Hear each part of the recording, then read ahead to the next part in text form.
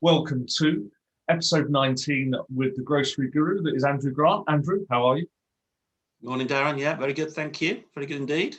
Hey, good.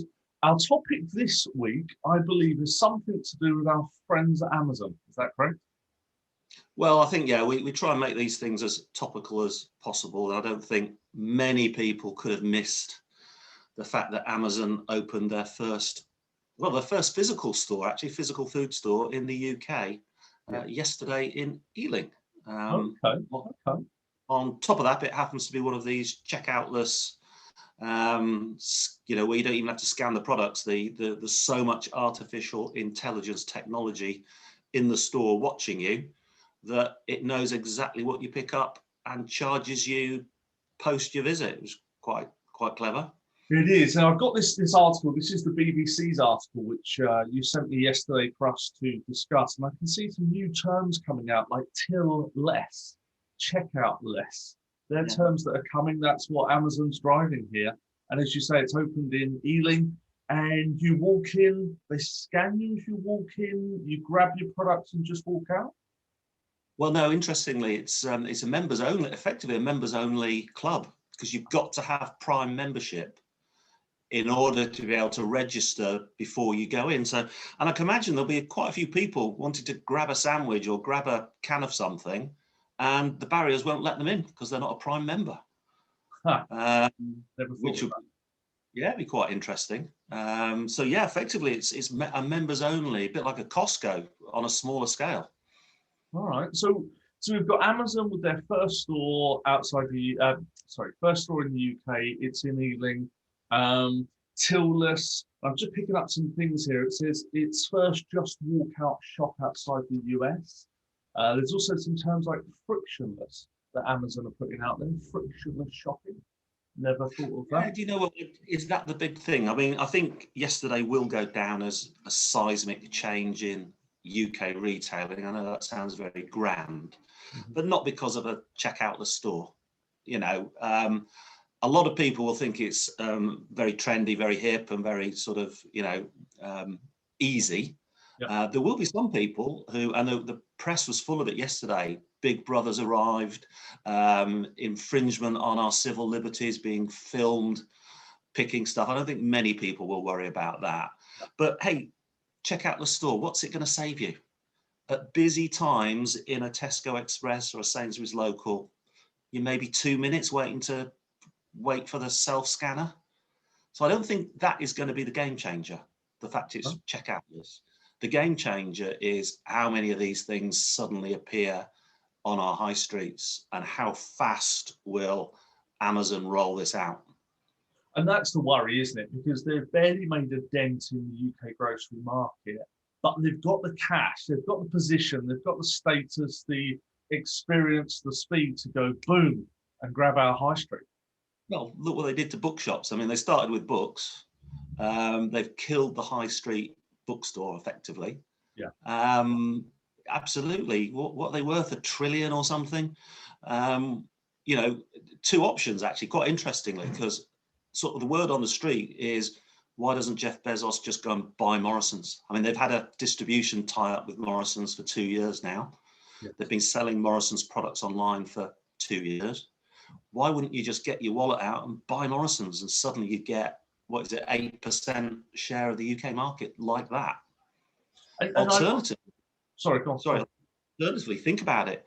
How many, if they want small convenience stores on the high street, how many empty high street fashion stores and other stores are there at the moment where landlords would be desperate for a new, blue chip tenant? Well, it's very true. You were telling me that what used to be at this Ealing store before it was the Amazon? A Monsoon accessorized, so a fashion accessories store. Yeah. So I mean, it's a small store. I think it's 2,500 square feet. So it's small, probably smaller than an average Tesco Express. But just think how many Next, Topshops, Topmans, Dorothy Perkins, Monsoon accessorized. I mean, I've lost track of how many businesses have gone out of business. So they could pick up leases and be in, 20 shops in London within 3 months, 5 in Manchester. They could build scale very quickly that way. Well, they could. And I think that's because the interesting thing for me is not the checkout-less, it's the gimmick. Yeah, yeah, and I It's can understand that. Yeah, it's the reports say, and I must get down there, lots of brand new Amazon own brand food products. So own brand ready meals and own brand sandwiches and snacks. Now, I don't know if you shop Amazon, but certainly in clothing, they've had own brand going for about a year. yeah. And their Amazon basics on things like batteries and printer ink and what have you. I mean, the quality is superb for the price. Amazon basics batteries are just phenomenal.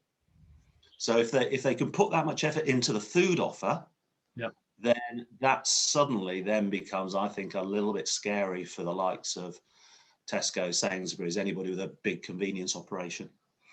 Well, it does. And do you think the UK is of interest to Amazon more than other countries? I mean, why here? Why not anywhere else? Is it because we are world-class grocers, or? No, we're a very, very sophisticated and compact market. No. So unlike the States, which is effectively 50 different markets, one in every state, you know, we're a pretty homogenous economy. Yeah. And, you know, 60 million people, still the 4th richest economy in the world. Why wouldn't you? You know, come here. The only thing against it is obviously we do have absolute world-class retailers who won't go down without a fight. Yeah, and that's what I was thinking. The bit that's particularly interested me about this report is the shopper bit. So imagine I'm picking up a ready meal, something I used to buy as a buyer, but now as a consumer, I pick one up, I do that sleeve thing when you look inside it, put it back and pick the next thing up. All a club card and the like can do is tell me what I bought, or tell the suppliers and so on what they bought. But now with these scanners and these cameras, hold on, are they checking out like pick that, tried that, squeezed the apple, felt the pineapple? Are they now doing these things as well? Well, they can. And if you think, you know, the big suppliers like Unilever and Coke and what have you, for years, sort of put little cameras on certain parts of the fixture to watch people's eye lines and, you know, for category management, work out how shoppers shop the fixture. Now Amazon can do that 24/7 with every customer. That gives them a lot of data.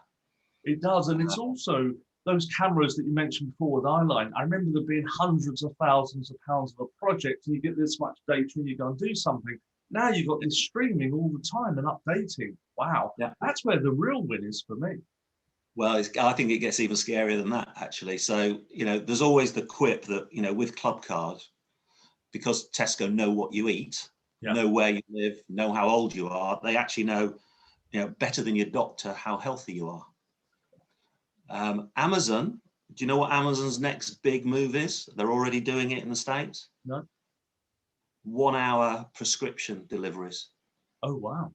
So you give Amazon your prescription details and they will get your pills to you within the hour. Now, all of a sudden, Amazon are the doctor. They know your health history, your age, where you live, what you eat, what you choose to buy and not choose to buy. I mean, is there anything left that they actually don't know about you? Well, and how long is it before they say, Mr. Smith, we see you've been having this diet for 3 months. We're just going to put forward some vitamin D tablets because we think you need them. Yeah. Or we're going to send you some insulin because we reckon you've got type 2 or something. Yeah. Or we'd rather you not be a shopper of ours because you're eating too healthy, you're eating unhealthy and it's not profitable. I mean, scary stuff. Just in our last few minutes, let's really just pick up on a couple of other things they said in here. Amazon with the Morrisons and the Booths tie-up. Okay, you talked about Morrisons for a couple of years. You've got Booths, they're selling their products as well. Amazon are saying, hand the product over and we'll do the rest for you. Just walk out technology is another term that's coming in.